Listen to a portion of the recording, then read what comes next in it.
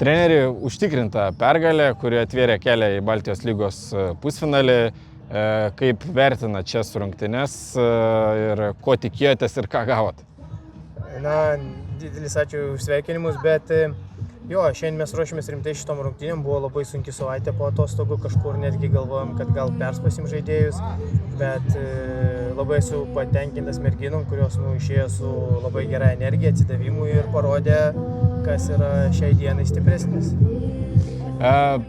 Atlikote tikrai daug šiandien keitimų, Baltijos lygos reglamentas leidžia atlikti 8 keitimus, visus juos ir išnaudojot.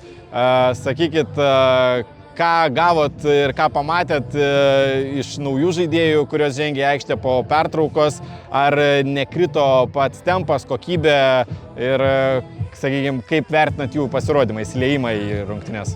Na, čia labai gerai, kad turim 8 keitimus, leidžiam visom merginom pasireikšti. Jo, atlikom daug keitimų, nes kai kurios lyderės jaučia mini traumas, tai reikėjo jas irgi pasaugoti, nereikia rizikuoti.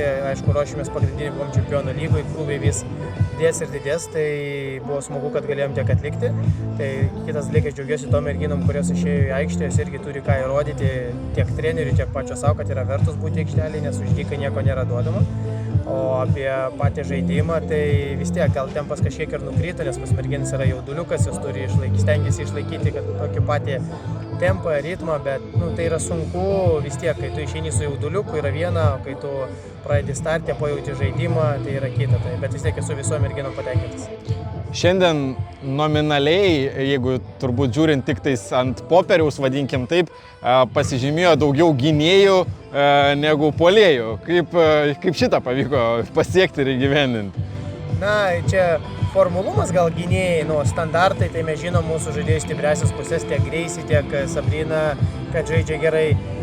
Ta pačią Laurą jau nepavadinsi gynėjai, pusiau gynėjai, pusiau atakuojantį, tai kas man patinka, kad žaidėjas tobulėja ir jeigu pastebėsite, jeigu mes pradžioje sezono po truputį įsivyginėm, tai paskutinės jau 3 rungtynės mes tikrai demonstruojam gan gerą brandų žaidimą ir kas patinka, kad komanda aikštėje tampa po truputį komanda, o nestengiamės įrodyti, kad aš esu geresnis ir daugiau individualiais veiksmais noriu kažką pasiekti. Tai yra smagu. Iki čempionų lygos atrankos Danijoje liko kiek mažiau jau nei mėnuo. Ką esat numatę per šį periodą? Taip, dabar bus dar Baltijos lygos pusfinalis ir koks dar planas? Na, dabar pagrindinis planas bus ruoštis čempionų lygai. Pusfinaliai, Baltijos lygos yra pusfinaliai, bet pagrindinis akcentas bus čempionų lygoje, nes rimti varžovai ir mes turim reprezentuoti Lietuvą, garbingai žaisti ir tikrai ten nevažiuosime, kad atbūti tą dalyką, važiuosime su rimtu nusiteikimu pasiekti pergalę.